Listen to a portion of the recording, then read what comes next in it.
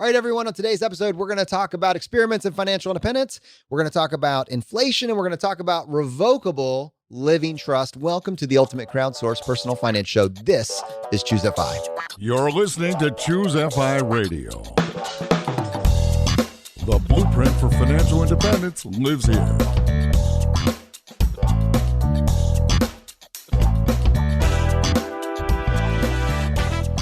If you're looking to unlock the secrets to financial independence and early retirement, you're in the right place.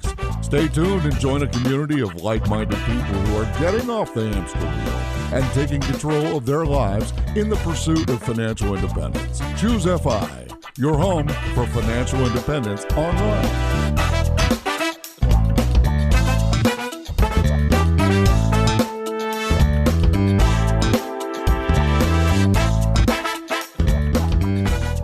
All right, guys, very excited to dive into this week's episode. And to help me with this, I have my co-host Brad here with me today. How you doing, buddy? Hey, Jonathan, I am doing quite well. Yeah, so experiments in financial independence, right? You kind of intrigued me before we started recording with something you've got going on. And what's funny is when we started the show way back in 2016, the tagline was experiments in financial independence. And obviously it's evolved from there. But I think at its heart, you and I are still trying out new things constantly, right? We're trying to learn, we're trying to test things, we're trying to see what works, what's worth our time, what isn't worth our time. And we have both grown and evolved significantly, but at our hearts, we're still doing stuff. So what are you working on? Well, I thought I'd give you guys an update on the Mendoza garden, the humble garden that the Mendoza family decided to start. In fact, maybe you could pull up the episode, but we had a community member leave us a voicemail a while back advising us if we wanted to tiptoe in the world of gardening to start with garden boxes and zucchini. So you may or may not be able to find that episode number. I will defer to you if you can grab it. I am Googling ChooseFI zucchini. We'll see. Or squash, maybe. I don't know. Or garden. Well, you let me know. You just raise your hand when you have it. I decided to go for it. So it's probably only fair in the context of experiments in financial independence to talk about my outlay, like how much I spent on this. So we're talking, I got 3 garden boxes at either Lowe's or Home Depot. They run about $50 a pop. So I'm like $150 in. And a couple bags of the gardening soil to go on top. So that's going to be, probably another $20, maybe like that. So I'm like let's just say I have $150, $160 invested in this gardening project. I buy some seeds online, some zucchini seeds, and maybe spend $10. I don't know. I have extra seeds, so it's not totally fair. There's extra seeds that haven't been planted. And I plant them 4 months ago, make sure they're getting watered. And, we're getting some nice green leaves that are clearly look like they're healthy, and at some point maybe will produce some sort of vegetable. But I'll be honest with you, Brad, I don't know exactly what I'm expecting, but I'm doing a little calculus right now. And I think that in my perfect scenario, if everything goes as planned, by this fall, I will probably have 6 to 8 zucchini, maybe, if the rabbits don't eat them, sitting on top of the soil. And I got to be honest, it's going to take me several years to now make that net positive, but it was an experiment. We did try it. So I'm just being honest here. I don't know if I haven't drastically decreased my vegetable bill. I kind of thought I would be eating my zucchini by now, my squash, juicing it, etc., organic zucchini squash, but still waiting for these leaves to do something. And I'm not even sure, to be honest with you, and someone's going to laugh at me. I'm not even sure if it's going to be above the ground or below the ground. I suspect above. But if it's above, it definitely hasn't happened yet. Interesting. Okay. Well, so, yeah, there's a lot there. Obviously, first, it's kind of cool, a cool accomplishment that you went out, did all this effort, created this box that you could make it, and hopefully these things grow. That said, right, you're $100+ in, and maybe if you're lucky, you'll get a handful of zucchini. So, clearly from a cost-benefit analysis, probably not worth it. Was it a fun experiment? Yeah, probably. But I wonder if that leads us to what are high value and low value, almost like the 80-20 analysis of some of these things. And I'm just thinking about this on the fly. So maybe this is something we do in a future episode, but I'm thinking in terms of something like basil. I know Laura used to have a basil plant. It was the easiest thing in the world to grow. We were able to have multiple things of pesto per summer. It cost like a couple bucks for the pesto plant. This is in my mind's eye. Obviously, Laura would have all the details. No, that sounds about accurate. Right? Yeah. Mm-hmm. And that's high value as opposed to I know anytime we've tried to grow anything, or I'm thinking about my father-in-law trying to grow carrots, and at the end of the day, he had maybe like 7 1-inch carrots, and I'm thinking like this was an entire year's worth of cultivation, and it made for a great story. Honestly, it was a hilarious story, and he still tells it. But and you can go out for 99 cents and buy a bag of carrots that has 100 or 150 or whatever it is, little baby carrots for, like I said, $1. So high value, low value. I mean, clearly we're just talking about growing items, but there's something here, Jonathan. I suspect we could do a whole episode on this. We have a lot of topics in the queue, but it is worth pointing out, with my humble non-harvest at this point, I am already wondering what would it look like to do it right? Because I got some tips. I was talking to this group of people. They are in a farming family, and I was getting her advice on how to, I have this compost. I put the compost on there. How do I do this? How do I, what should I be expecting? She was advising me, you plant one batch of seeds, 3 to 5 seeds on one end of the box, 3 to 5 seeds on the other. And then you let both of them come up, and then you pick the healthier the one, you pull the other one out. That way this one could overtake. And I'm thinking to myself, wait, that's half my harvest. That's half you want me to pull half so this can have more room to run? And maybe that is the best option, but it feels like automatically I'm locking in a 50% of possible harvest. You got to start. No matter how bad you are and how bad the economics are, in order to improve, you have to have a baseline. And my baseline is 0 right now, but, leafy greens on top. And maybe at some point I will then have 1 or 2 or 6 or whatever. Maybe they'll grow like weeds. How do I improve on this? Because somebody's making a living doing this. Do you need to have acres and acres before it's profitable? I've looked into tactics like square foot gardening. So you're talking about higher, right? You're right. Mint grows like a weed. Put mint inside of a box because it grows like a weed.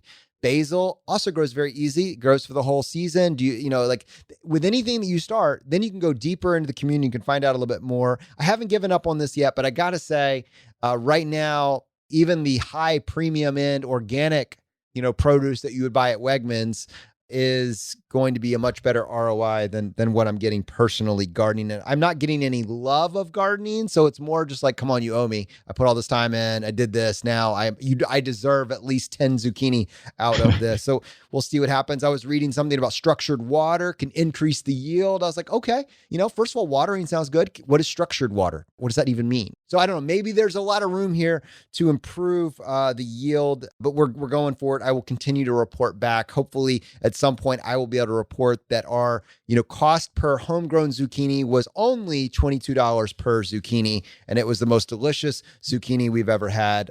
Right now, though, that is not the case. Experiments nonetheless, though. I like it. Experiments nonetheless. I thought while we were kind of talking about past episodes, one of the things we could do is spend a couple minutes talking about the episode that we did most recently with Big Earn. I'll look up the episode number 331. We asked Earn, or Karsten, writes over Early Retirement Now, to join us on the show. And I believe Karsten had some background actually working as an economist for the Federal Reserve. So you could not imagine a more qualified person inside the financial independence space to come break down what it is that we're seeing. But that episode, although it was very informative, it didn't give Brad or myself the opportunity to react to it quite as much as I would have liked, just in the context, because there's so much information that we were just digesting.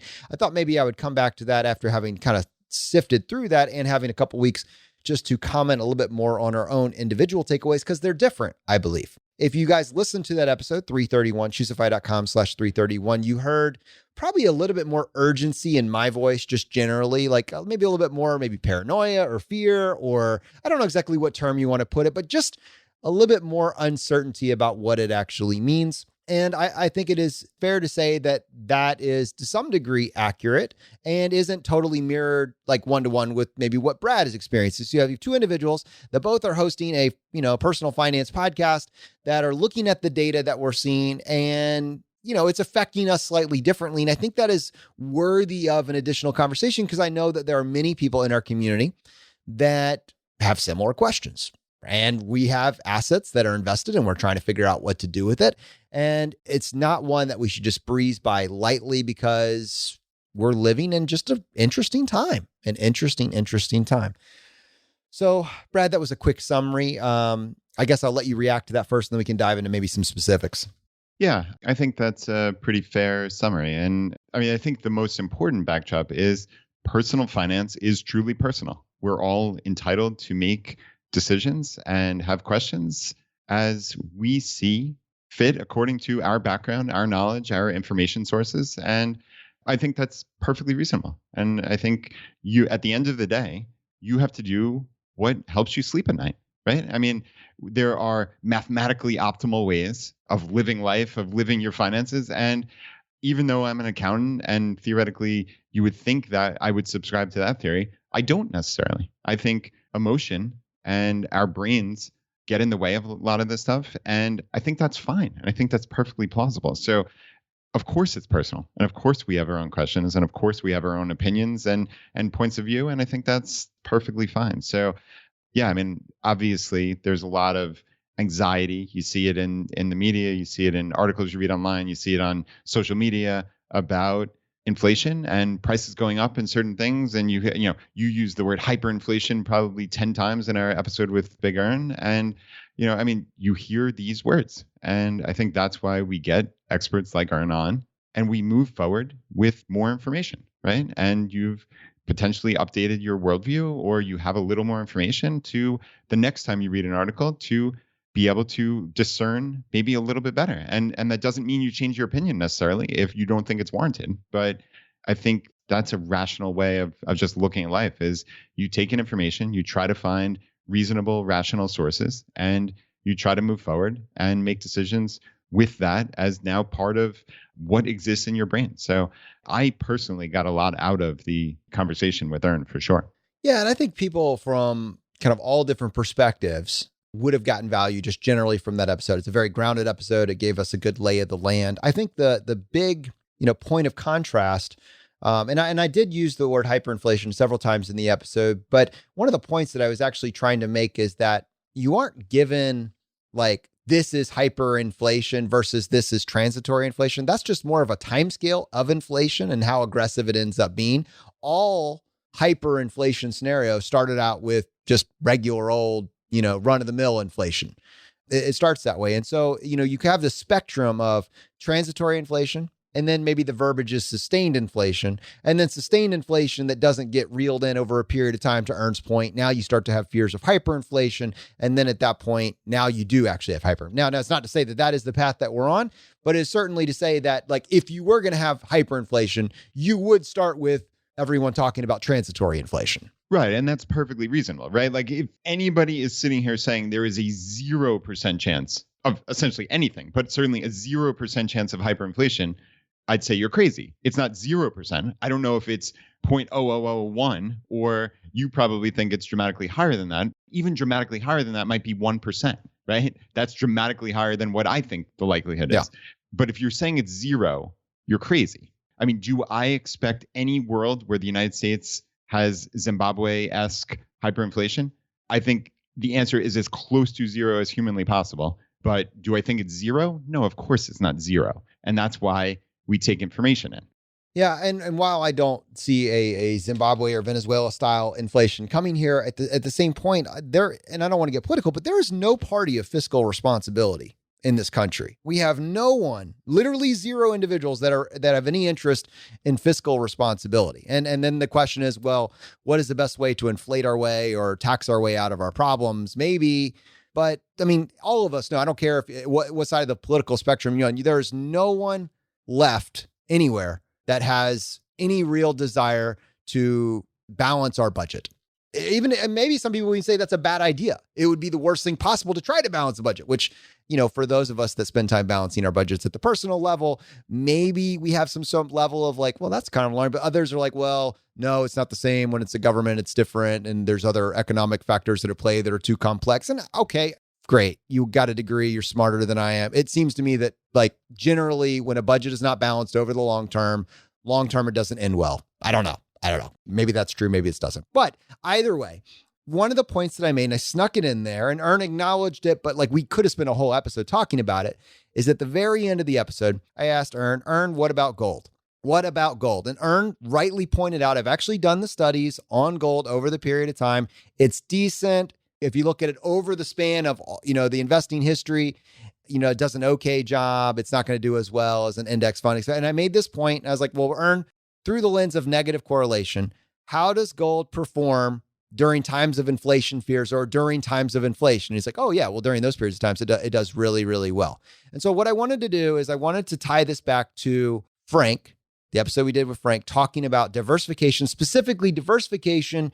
We misuse that term. What a lot of us probably want is negative correlation. Negative correlation.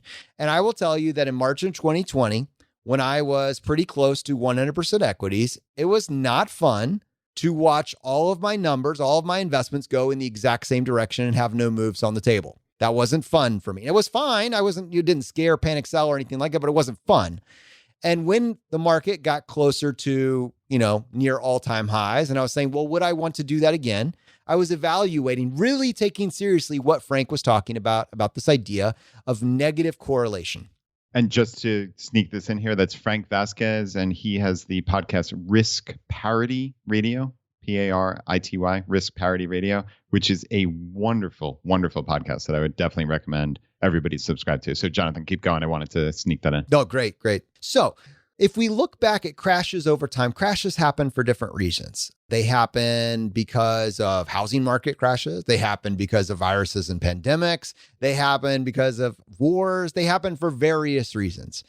But I don't think in this country we have seen any sort of scenario where we've had really any sort of economic decline due to inflation. So this is some sort of additional episode that we would need to run, and maybe Ern could help us with this. But I was thinking through, it makes sense to me in past times where the safe money runs to bonds when confidence in the government is near at an all-time high. It runs to government bonds. It runs to treasury. So when the economy is shaky, businesses are shaky because the underlying fundamentals are weak, et cetera, the safe money runs to government bonds and treasuries and inflation-protected treasuries, et cetera. But what does it mean when you have a scenario where confidence in the government is meh at best and low at worst because you have a situation where inflation is setting in? Does the safe money still run to bonds? In that scenario, we can't go back and we can't look at what happened in 2020, that's not what we're describing. We can't go back and even really a whole lot look, maybe in 2007, maybe in 2008. And I would say actually in 2007, 2008, safe money did run to bonds. Bonds actually did pretty good. So in a future that I don't know the answer to, but if there is a situation where we have sustained inflation, will the money still run to bonds? Because if that's the case and you're looking for negative correlation, then Frank can look at all the historical data and say that there's these types of bonds that historically have been very negatively correlated. But I'm telling you, Brad, right now from your perspective as someone that's in the accumulation phase, do bonds right now look very attractive to you?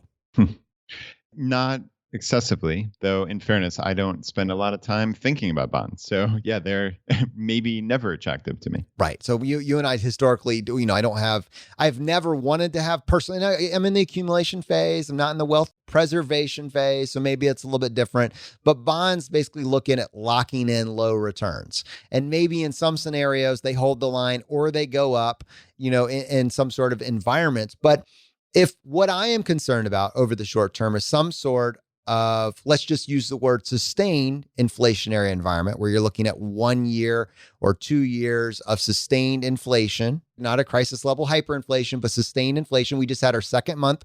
The CPI came in this month. We're recording this in the month of July. For the month of June, it was at 5.4. The prior month, it came in at 5%, which is what Ern was talking about in the episode. Yeah, that was actually the biggest takeaway that I had with Ern was that, he's talking about, okay, maybe, again, not the Zimbabwe-esque hyperinflation, because I think that it's become a buzzword, right?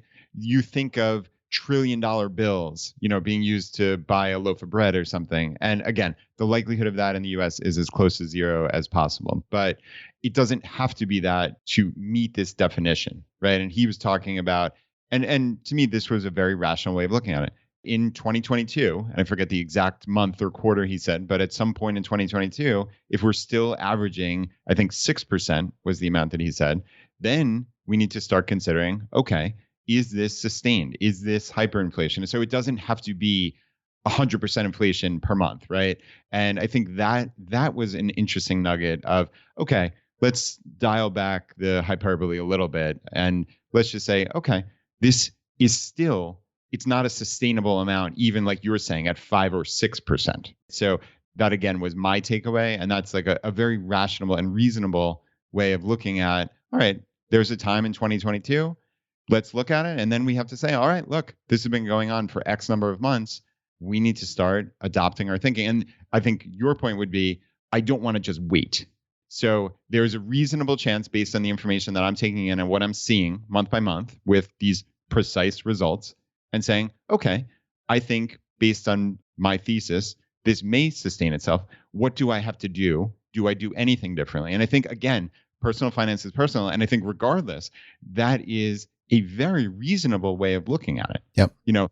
From my point of view, like I've said, 3 times now, I cannot envision a scenario where we're walking around paying $1 trillion for a loaf of bread. But even putting that aside, if we're talking unsustainable inflation at 6%, that's a whole separate issue, right? Because even anybody is walking around saying, oh, wow, things are going up in price. I'm seeing it in day to day. So you'd have to have your head in the sand to not see that, to not see asset prices inflating in a variety of different aspects in life. So, Jonathan, I know you are dramatically more worried. And again, you might be 1% worried, but you're dramatically more worried than I am, let's say. Fair enough. But even still, I'm saying, I think it's a perfectly reasonable point of view to be aware of this and even to be potentially worried, if what you're seeing and you expect it to continue. So I think there's nothing irrational about that at all. So, anybody listening to this part with any level of interest, please do not take this as actual investing advice. We're having a conversation. I'm going to share with you a little bit about, my decision tree in the next few minutes here. And I would encourage you, if this is at all interesting, just to go do your own due diligence. I am not an expert.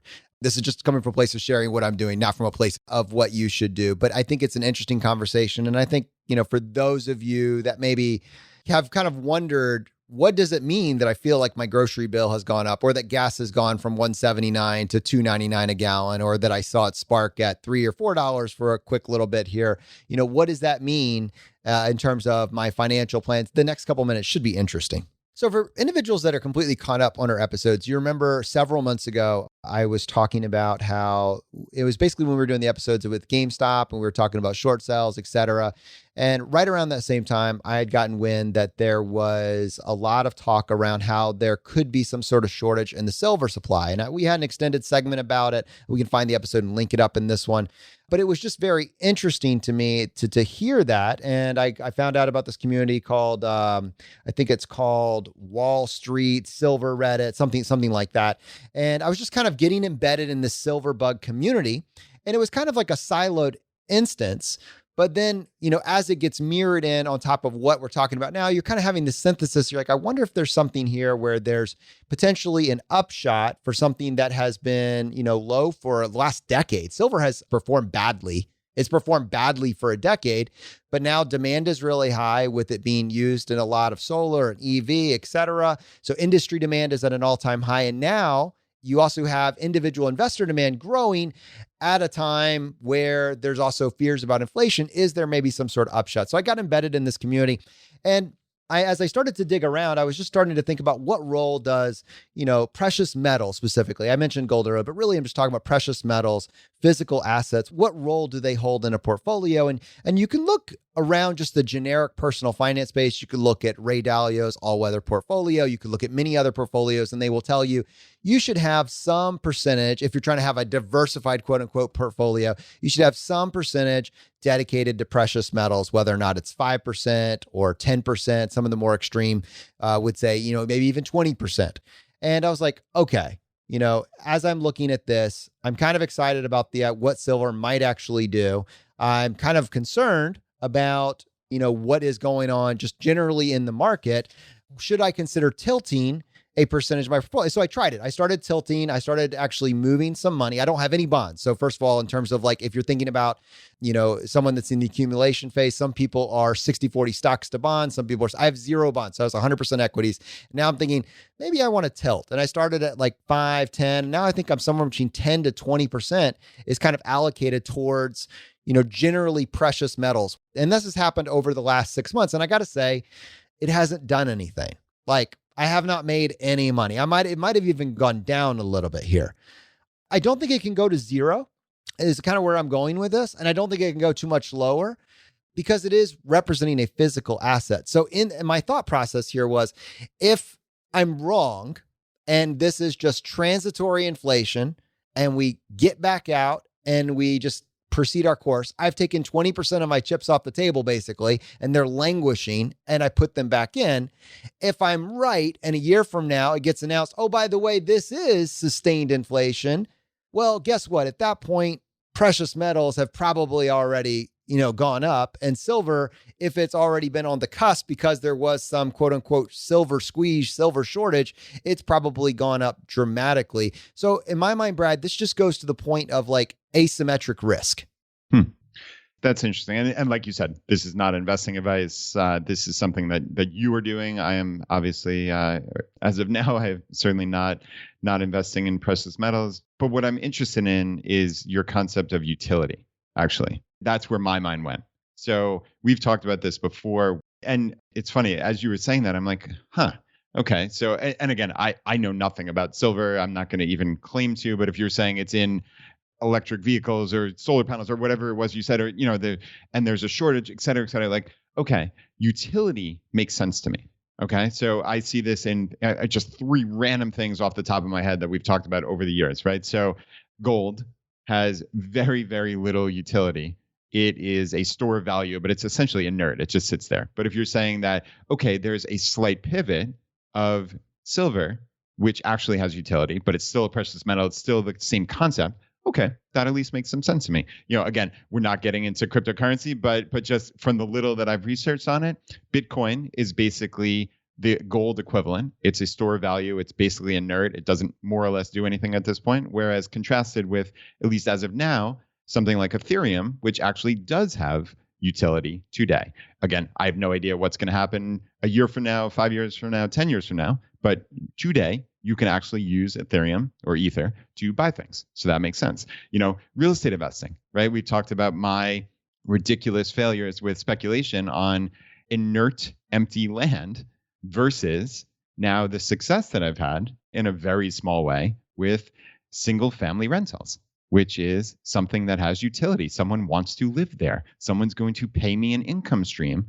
to own that asset, right? And to live in that house, that asset for X period of months or years. So it's funny that was where my mind went immediately, Jonathan, when you're talking about this. So I like that thought process that you're talking about in this particular case with silver, that there's actual utility to it. So yeah, I'm always just trying to bring it back to like how my mind works. Yeah, what you pointed out is really good. And it's a balancing act. So all these things are supply and demand. But if you have two aspects to that, you have utility. So industry demand is utility in this case. And then you have investor demand being paired next to that. And both are going up at the same point.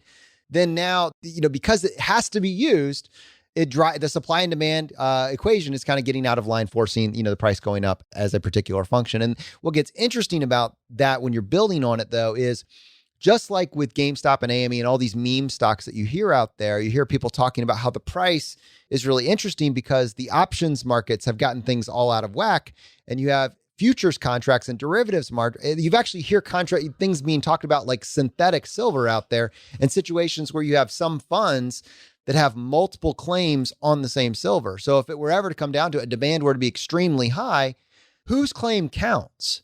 And so this is why I'm saying, don't just take whatever we say right now as the end all be all. I'm going to go look into this further. Go find out what silver bugs, people that have spent all this time looking into if you decide silver is something you want to look into, what do they actually say to invest in? What funds do they get excited about? Because you don't want a situation where this stuff is really in demand and people are trying to figure out which claim really counts. And that's what they're complaining about over at GameStop. How can you have more shares in the market than there are shares, more shares being traded than there are shares? So things are just kind of interesting in this world right now. But if utility is interesting to you, if supply and demand is interesting to you, I think it's something that, that's interesting to look into at this particular point in time. That larger idea being asymmetric risk and hopefully negative correlation. And again, I will just say, full disclosure, when I started looking at silver like 6 months ago, I kind of thought I would be rewarded a little bit, like, oh, probably gonna make some money on this. And Nope.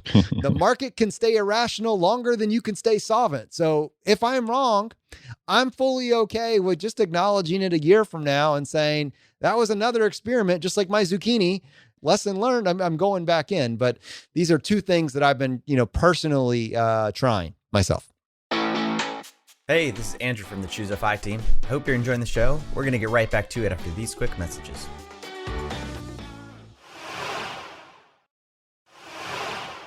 All right, so with that, would love your feedback. Share in the group, what it is that you're interested in. What are you looking at? What did we miss? What other additional information would you have questions about? Maybe we can do additional episodes in the future. But we have an amazing segment actually teed up for you guys. We're going to be talking about a revocable living trust. This is something that you've asked us about for a long time. Sean Mullaney, the FI Tax guy, is joining us back on the show. And actually, it's a segment we already recorded, so we're bringing that into this particular episode. But he's going to be sharing with us how to get full utility out of this amazing vehicle. And then just for those of you, there's actually a surprise takeaway towards the end. So I'd really encourage you to pay attention to that, because even if you had no interest in doing a revocable living trust, there's a tax strategy here, Brad, which is mind-blowing. Yeah, this is the complete takeaway from the whole segment, right? Which is, okay, Sean came on, he talked about transferring a primary residence to children. And again, this revocable living trust, which is going to be really valuable for a segment of the population.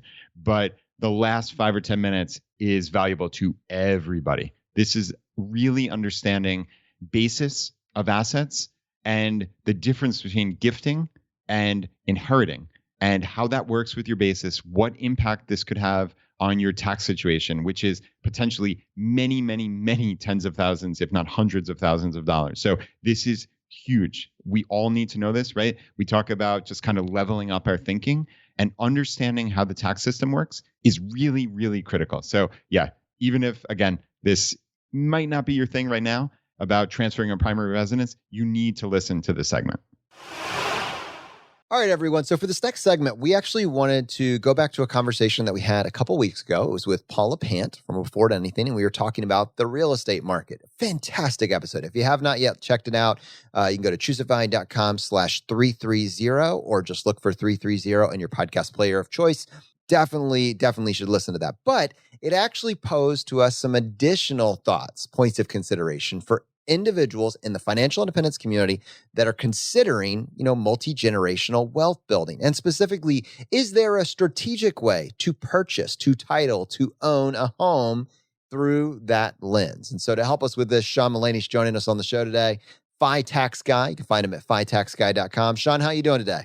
I'm doing really well. How are you, Jonathan? Very well. Very excited for this conversation. So I think most of us just buy a home. We just buy a home. That's it. Where's the nuance? Yeah, Jonathan. So you're absolutely right that, you buy a home, you live in the home. That's great. But I think you want to push it a little further, and you want to think about your loved ones. Particularly, I think about minor children, right? So, we don't like to think about the downsides of life, but especially if we're in the FI community and we don't need a nickel dime our expenses, particularly in terms of things like taking care of our kids, maybe we should think about what would happen to my home if I were to die? It's not a pleasant thought, but it will save your loved ones a lot of grief and a lot of, frankly, money, right? So what am I talking about here?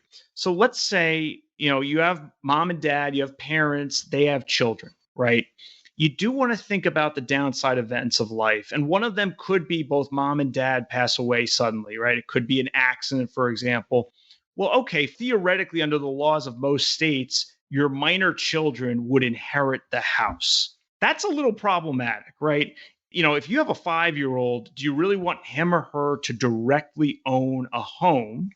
And do you want your loved ones to have to go to court and probate your will, or, figure out, okay, parents passed away and there's a 5-year-old to take care of and there's a home, and we have to figure out a way either to title this in the name of that 5-year-old somehow or sell it for the benefit of that 5-year-old, right? That becomes very messy very quick. And if that's the case, and I'm here to submit to you, I think in most cases that's going to be the case, why don't we implement a relatively cheap and efficient workaround while we're alive, while we're healthy? And that workaround is something referred to as a revocable living trust. Okay. This is not some great tax planning concept. It has tax advantages because it essentially doesn't change anything, right? So what a revocable living trust is it's a revocable trust. So you work with a lawyer. You're going to have to hire a lawyer to do this in your home state. But what you do is you have the lawyer draft up something called a trust that is revocable. And that is just a legal agreement between, generally speaking, spouses, right? And they say, here are the terms and conditions of our trust. And we're going to transfer some assets to that trust. The big asset you would transfer, and you need to work with the lawyer to retitle your home, is you transfer your home to this trust. Wait, what? I'm going to transfer my home? Well, all right, let's calm down for a second. It actually doesn't have that much practical effect during your life, right? You still owe the mortgage, right? You're going to want to work with a lawyer to make sure the mortgage is all taken care of appropriately. But you still owe the balance on the mortgage. You still pay the property tax. You still, if you're taking deductions on your tax return, you still deduct the property tax on your tax return, right? However, where it really comes into effect is, what if mom and dad both pass away? Well, now you have this trust document that governs the disposition of the home to protect your kids. There are different options that you might want to implement if you were to die. So, both parents pass away. Now you have minor children. Okay, well, what happens to the home? Is the home held for my children and their appointed guardians to live in? Is the home held to be rented out and the rental proceeds benefit my children? Is the home to be sold and the corpus of, we generate $400,000, $500,000, $600,000 worth of money by selling that home? Is that corpus then to be held for the benefit of my children? I'm not here to give any particular person advice. And I'm here to say, look, I don't know what the right answer is in your circumstances, not at all. But what you want to do is you want to think through that with your lawyer, right? You want to say, okay, I've got a valuable asset. I want my children protected. I don't want my heirs and the kids' guardians to have to go to court to figure this out in an expensive proceeding. And there's going to be infighting in the family and lawyers' fees and court fees and retitling fees. I want this beautiful revocable trust just to sort of take care of this. And everybody understands what my intentions are. And oh, by the way, it's fully revocable. So if my intentions change next year, I can revoke, or in most states, you probably amend it. You got to work with your lawyer on that. But the idea here, guys, is this is not going to cost tens of thousands of dollars. Nobody wants to call their lawyer, but, to protect your minor children, it's well worth doing that, especially if it doesn't create a big disadvantage during your lifetime. Yeah, Sean, this is really interesting. So you said in there essentially what my intentions are, right? Yes. Like that's what we're doing here. So give me a little maybe kind of compare and contrast with someone's preparing a will. Hopefully, that in essence allows you to say, what are my intentions with most items? But we're talking about something very, very specific here with this revocable living trust. So why do we need this on top of or in addition to a will? What's the interplay there? Really good question, Brad. So the will governs a few things. One, if you have minor children, you need a will because you need to name the guardian or guardians of your kids, right? So absolutely, you need a will. Revocable living trust doesn't do that. But let's just say you have a will and you use that to leave your house to your kids. That's okay. However, that means court proceedings, right? Because the will would then have to be, quote unquote, probated. So your executor, right? You're going to designate somebody in the will as the executor. He or she's going to have to go to court and say, okay, so-and-so died. Here's their will. We're saying this is valid. Judge, please agree with us that this is valid. And, let's go through that process, right? That's going to incur some fees. It's not an illegitimate process. It's perfectly valid. However, the revocable living trust is, to my mind, more efficient because it takes your house, if it's in the revocable living trust, and it avoids this probate thing, and it lays out crystal clear, okay, here's what's going to happen vis-a-vis my home upon my death. So, this reduces court filings after you pass away, and it provides for the orderly disposition or keeping of your home for the benefit of your kids after you're gone. And by the way, this doesn't only apply to minor children. To my mind, that's the most important application. But what if you're a single individual and you own a home and you would leave your home to your elderly parents upon your death. You might want a revocable living trust because you don't want your elderly parents who maybe live out of state to now have to come into your home state and do a legal proceeding. That may not be optimal if they're in their 80s, right? So revocable living trusts have other applications other than homes and minor children. But I think this is just one of those low-hanging fruit items. Why not consider this? Because you just want to make sure your kids are protected. And the revocable living trust, to my mind, is just a more efficient vehicle than a will in terms of a primary residence and your kids. I have a question for you about how what the interplay is with like a gift tax and transfer of title from the parent to the child. We've talked about capital gains on primary residence to some varying degree, but like how does all of that get brought into this conversation? Great question, Jonathan. So part of the reason I like the revocable living trust is that it is tax efficient. It's not this great tax planning concept in that it will save you money on taxes. But what it does is it avoids gift tax during your lifetime, right? So if you make a transfer to a revocable living trust, the IRS says, that's a revocable trust. You didn't do anything. That's just still your asset from a tax perspective. So there's no Form 709 to file during your lifetime. There's none of that. When you do pass away, it is a transfer to your estate and then to your whoever benefits from that estate. And theoretically, it could be subject to estate tax. Now, the estate tax exclusions are very high right now. Like 20 million high, right? Well, yeah, if you do something called portability. So it's over $11 million per person currently. And then when the first spouse dies, any unused exemption can be claimed by that second spouse. You file a gift or estate tax return. So that's one of the nice things about this, Jonathan. It doesn't create a taxable transfer from a gift tax perspective. And like I said, you still pay the mortgage. You still get the mortgage interest deduction. You still get the property tax deduction. In California, there's an issue with property taxes. It's generally speaking, as long as it's a revocable trust, it's not a transfer for California purposes, which is good. It basically leaves the playing field the same from a tax perspective. And we like that in this case. Sean, quick question about selling the house, right? Like you're in your 40s or 50s, you set this up, and then, life intervenes. You decide to sell the house, move somewhere else. Do you dissolve this? Do you revoke this trust, or how does that work? Yeah, so this is the sort of thing you're going to want to work, run by your lawyer because it varies state to state. And of course, we're not giving legal advice. But yeah, so it could be that the trust itself sells the house and then the proceeds come. It could be that depending on, you got different people to account for, right? Real estate agent, mortgage brokers. It could be that the house needs to come out of the trust before the sale.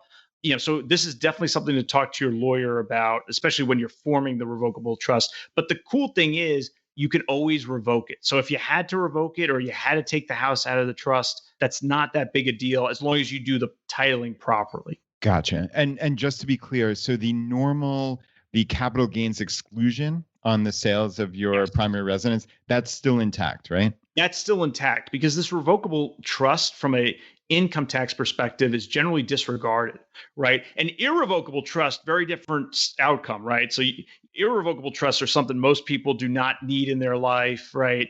You need to be very intentional and work with a lot of professionals on that. But a revocable trust, of course, you need to work with your lawyer, but it doesn't change the income tax rules in terms of that $250,000 per person exclusion. It doesn't change the, like I said, mortgage interest deduction, property tax deduction, those sorts of things. You were talking about the capital gains tax. Let's talk about that capital gains tax exclusion. So on a primary residence in current times, it's $250,000 capital gains exclusion. I believe that's per person. So $500,000 for a married couple.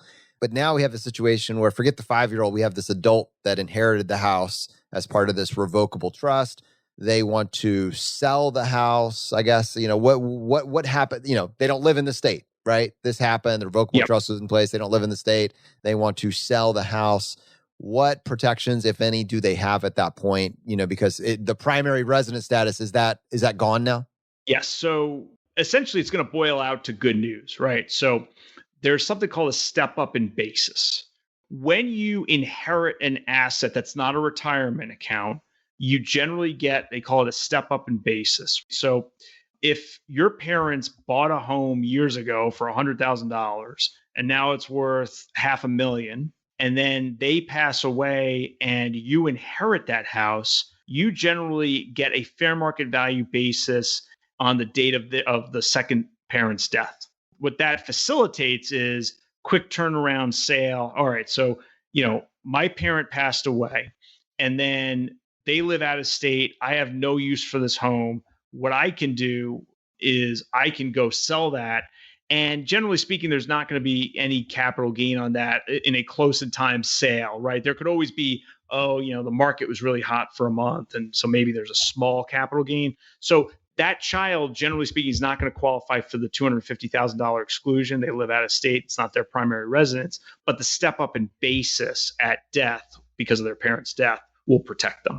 Gotcha. So for those who aren't tax inclined, that's like basically saying step up in basis is more or less as if you had purchased that house for the fair market value of that day, right? So we're saying 500,000 in this case. If you turn around and sold it for 502,000, you don't have a capital gain based on, my parents bought it for 100K way back when, so I have a $402,000 capital gain. No. Your basis is 500,000 in this example, and you sold it for 502. You have a $2,000 capital gain, and then that applies against tax rates, et cetera. So your actual tax is only a couple $100 on this. That's right. That's a good way of approaching it. Yep. I think it'd be important to do just a form of contrast here. You have an elderly parent and they're saying, what if I just gift this house to my child ahead of my passing away, which would be maybe another alternative. But, to avoid all this mess, I just, I'm getting older. I have this $11 million exclusion. My house is pretty valuable now compared to where it used to be. I'm just going to give it to them while I'm alive because I'm confident of their situation. Like this strategy that you're laying out is in direct contrast to, I guess, that strategy. How do these two match up? Great point, Jonathan. So for those of you in the audience with adult children, I would say an outright gift of the entire house to your adult children is generally not advisable from their tax situation, right? So if you gift a house outright to anyone, generally speaking, you got to file a Form 709, right? A gift tax return. Because of this huge exclusion, almost certainly you're not going to pay tax. I mean, there are wealthy people who might pay tax because they've run through their 11 million exclusion. Generally speaking, you're not going to pay tax. But the problem with gifting is the adult child in this case does not get that step up in basis. They get your historic cost basis. Okay. So if you bought it for 100,000, it's worth $500,000 today. They don't get the $500,000 basis. They get the $100,000 basis that you bought, 30 years ago, right? That's not a good outcome. So the revocable living trust for that situation works well because what you do is you set up the revocable living trust with a lawyer. And then as the beneficiary after your life, you say, all right, the secondary beneficiary upon my death, the first beneficiary in line is my adult child. So then they inherit through the revocable living trust. And that's a much cleaner mechanism. And now they get this step up in basis because they've inherited it through the revocable living trust. And so I think this is really important, because these are the two strategies that you have in contrast, right? And in fact, we can even expand on top of that.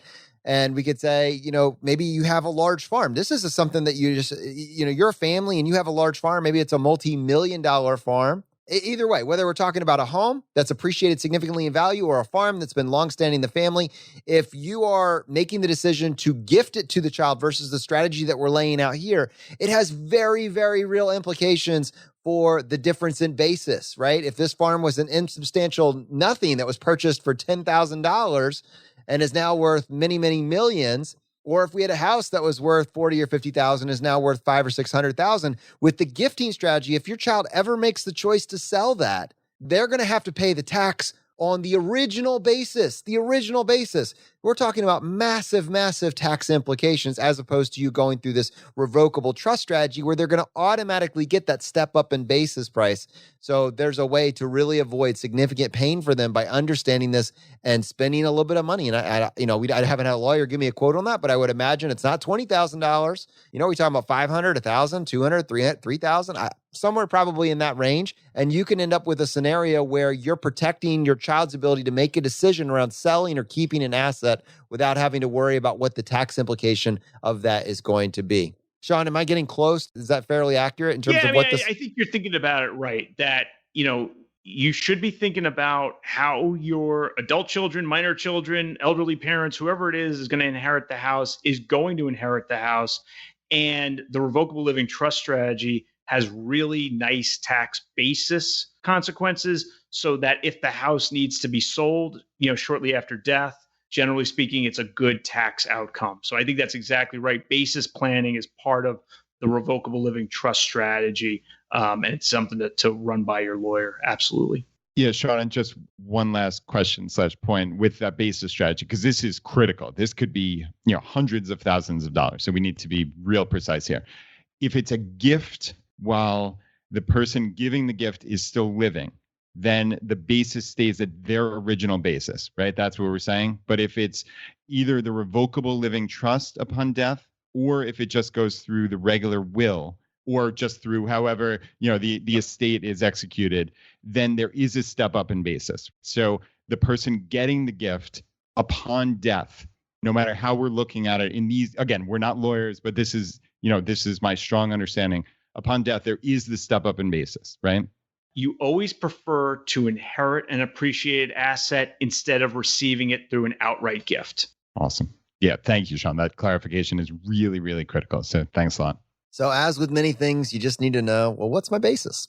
So, even as we're about to wrap this up, and we're talking about your basis, we've actually, I think, uncovered something that was a blind spot for me, and judging by kind of Brad's thinking, it might be a blind spot for him a little bit. And that is actually talking about the nature of giving gifts versus inheriting something. Now, we've clearly talked about the importance of a will and a revocable trust, but I think what we just kind of blindly stumbled onto here is the important, because not everybody cares about what happens with their house. Like some people care, some people don't.